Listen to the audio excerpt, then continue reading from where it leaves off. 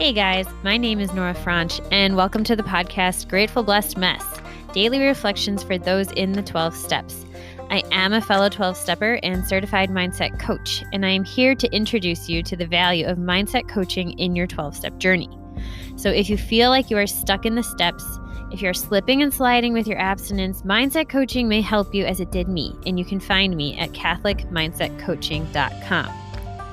These episodes are meant to invite you in to consider the truths of 12-step wisdom and to join in the very real struggle of living them in action. I hope that it feels almost like a mini meeting, and I invite you to contribute your own share on the Grateful Blessedness Facebook group to keep the discussion going. My comments are based on my own experience, so feel free to take what you like and leave the rest. But my hope is to encourage you on your own daily 12-step journey. As they say, you cannot stay clean on yesterday's shower. So without further ado, let's begin.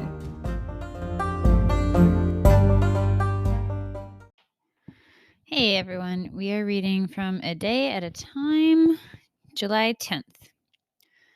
The program is a road, not a resting place. Before we came to the program, and for some of us many times afterward, most of us looked for answers to our living problems in religion, philosophy, psychology, self-help groups, and so on. Invariably, these fields held forth the goals that were precisely what we wanted. They offered freedom, calm, confidence, and joy. But there was one major loophole. They never gave us a workable method of getting there. They never told us how to get from where we were to where we were supposed to be. Do I truly believe that I can find everything that I need and really want through the 12 steps? Today I pray. May I know that, once through the 12 steps, I am not on a plain surface. For life is not a flat field, but a slope upward. And those flights of steps must be taken over and over and remembered. May I be sure that once I have made them totally familiar to me, they will take me anywhere I want to go. Today I will remember, the steps are a road, not a resting place. Yeah, who rests on a staircase? I'm a PT. When I need to rest with someone on a staircase, that's not a great scenario. That means we've gotten stuck in the middle of a flight of stairs. I want to have arrived. I want to be at least at a landing. I want to be on solid ground. Being on the journey is hard. It's uncomfortable. And sometimes, often, lots of times, today, I get frustrated. But the thing is that, like the big book says, this is a thing that works in tough going. So it really doesn't matter where I am as long as I choose to keep going. And what's offered from the 12 steps is this freedom, calm, confidence, and joy that when we are restless, irritable, and discontent, they are not available to us. And one thing that I've said lots of times in meetings is that I love how practical the 12 steps are. If you have a resentment, here's the resentment prayer.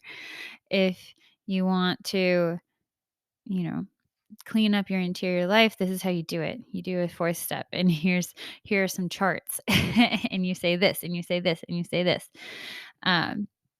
The steps 2 and 3 can be a little more ambiguous, but they're also a lifetime journey and something we take again and again and again every day, many times a day. So that one can be a little bit trickier, but they take us to step 12, that spiritual awakening. I want to talk about hope because when I went on my big virtue kick and started learning about the differences between what words mean in general, and then perhaps what the virtue of that word means. So I want to talk about hope because it has something to do with being on the journey, being on the road. So hope, as we understand it, I hope we make it to work on time or something like that. That's just general optimism. That's just like an attitude of desiring that something occurs. Perhaps something a little bit tough. We hope that happens. But hope as a virtue means believing, I'm going to mess this up, that heaven is the end. Hope is living your life believing that everything that's promised to you is actually true, and you're going to live as if it's true. Even if you don't feel that conviction, you're going to live that way anyway. And hope is belief that the end is heaven, that that's where we're going. And so the Christian life is one of a wayfarer, is one of someone on the journey. And so there is this element of expectation to both words.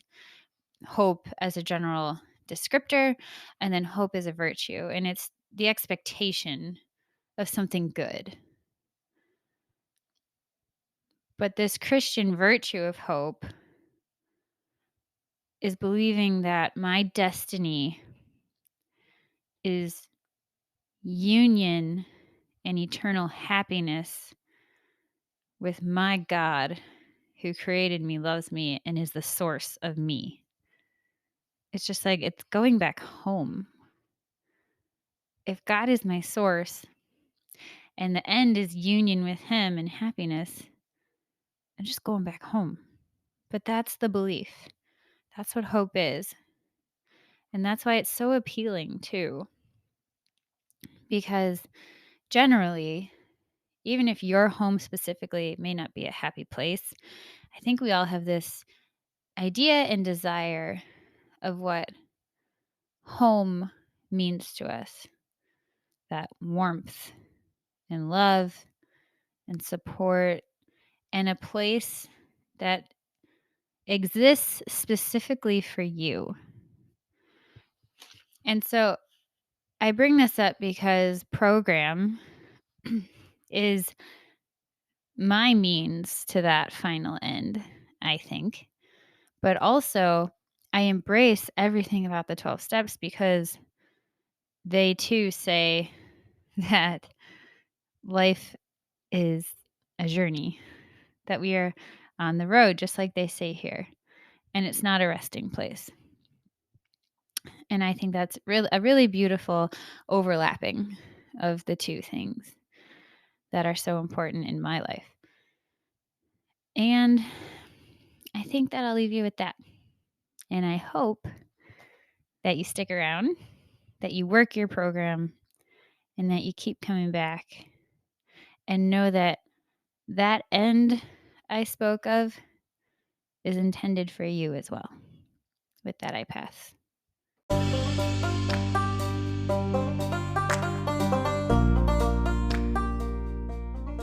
Thank you so much for listening to today's episode. If you feel that mindset coaching could help you on your 12-step journey, please feel free to reach out and find me at catholicmindsetcoaching.com. This is not a replacement for 12-step work. This is something outside of the 12 steps. It is simply something that has a heart for the 12 steps and those who are in it. And so, welcome. If you are here, chances are you may also be a bit of a mess. And I hope that you can learn to find some gratitude in the blessings that have come from your messes.